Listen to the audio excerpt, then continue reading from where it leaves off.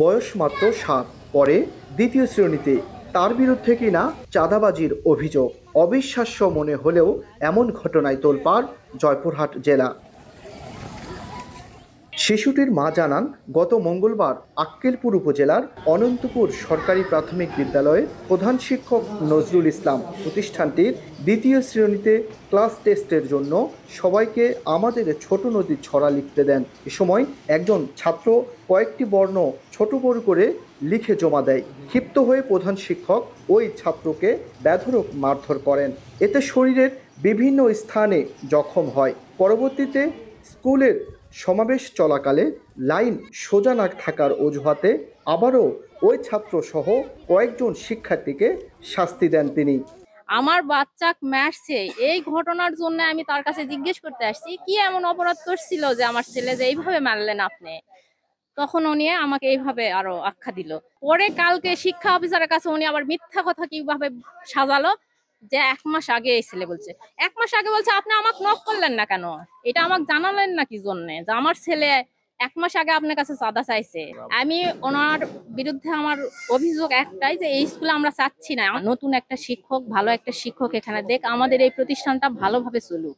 আমাদের আবার 130 পর্যন্ত বাংলার সময় লিখতে দিছিল, কিন্তু আমি লেখিনি।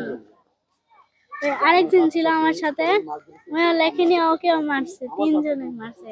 আবার জাতীয় সঙ্গীতের সময় আর সবাক মারছে, কিন্তু অনেক মারেনি। স্থানীয়রা বলছেন, প্রধান শিক্ষক নজরুল ইসলাম প্রায় শিক্ষার্থীদের সঙ্গে খারাপ আচরণ করেন। ছোটখাটো ঘটনায় বেধড়ক মারধরও করেন। সেদিনের ঘটনাকে ভিন্ন খাতে নিতেই শিশুটির বিরুদ্ধে চাঁদাবাজির অভিযোগ তুলছেন তিনি। 50,000 টাকা চাঁদা, এটা তো একটা কি একটা আশ্চর্য বিষয়। সে মাত্র দ্বিতীয় শ্রেণীতে পড়ে, কিন্তু এখন ঠিক মতো টাকাই তো গুনতে পারবে না। সে বলছে যে নাকি 1 টাকা 2 টাকা সর্বোচ্চ 10 টাকা চিনবে, কিন্তু সে কিভাবে 50,000 টাকা চাঁদা চাইতে পারে? শুধু এ না, তার মাকেও বলছে নাকি সে চাঁদাবাজ। তো এটা কি একটা মেনে নেওয়ার মতো? আমাদের গ্রামবাসী সহ আমাদের অভিযোগ যে এ স্যার কিভাবে বলে চাঁদাবাজ একজন ছাত্রকে, তাহলে ছাত্ররা শিখবে কি? আমার কাছে মনে হয় এটা একটা ভুয়া, পুরাটাই ভুয়া। যে বাচ্চা চাঁদা সম্পর্কে বা 50,000 টাকা 10,000 টাকা একবার দিলে বাচ্চা গুনতেও পারবে না। ভালো শিক্ষকের প্রয়োজন, কিন্তু এই শিক্ষক যদি থাকে কিন্তু তখন ভালো হবে কিনা শুনে তো সেটা আমরা কিছু নিশ্চয়তা লিয়া পারবো না। শিক্ষার্থীদের মারধরের বিষয়টি স্বীকার করে অভিযুক্ত প্রধান শিক্ষক দাবি করেন, মাসখানেক আগে ওই ছাত্র তার কাছে 50,000 টাকা চাঁদা চায়।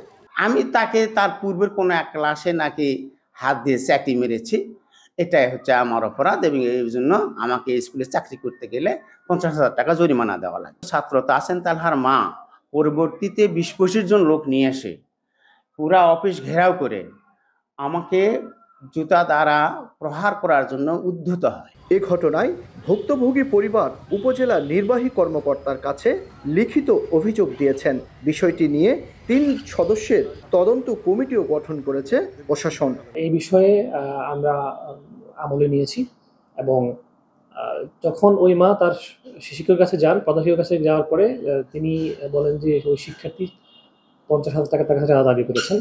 আসলে দ্বিতীয় শ্রেণীর একজন ছাত্র 50,000 টাকা কীভাবে দাবি করেন সেটা আমাদের বোধগম্য নয়। আমরা এই বিষয়টি আমলে নিয়ে ইতিমধ্যেই 3 সদস্যের একটি কমিটি গঠন করেছি, এবং যদি এই তাদের কমিটির প্রতিবেদনের প্রেক্ষিতে যদি দোষী প্রমাণিত হয় তাহলে আমরা তাদের বিরুদ্ধে উপযোগী ব্যবস্থা গ্রহণ করব, এবং তার কর্তৃপক্ষের মাধ্যমে তার শাস্তির জন্য আমরা সুপারিশ করব।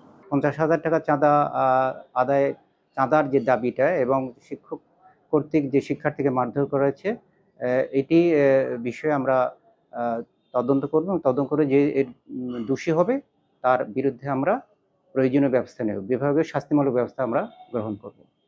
অভিভাবকরা জানান, ছোট শিশুর বিরুদ্ধে চাঁদাবাজির অভিযোগের বিষয়টি অন্য শিক্ষার্থীদের উপর মানসিক চাপ তৈরি করে। সুষ্ঠু তদন্ত করে আইনি ব্যবস্থা নেওয়ার দাবি তাদের। Abdullah Mamun, star news, Joypurhat.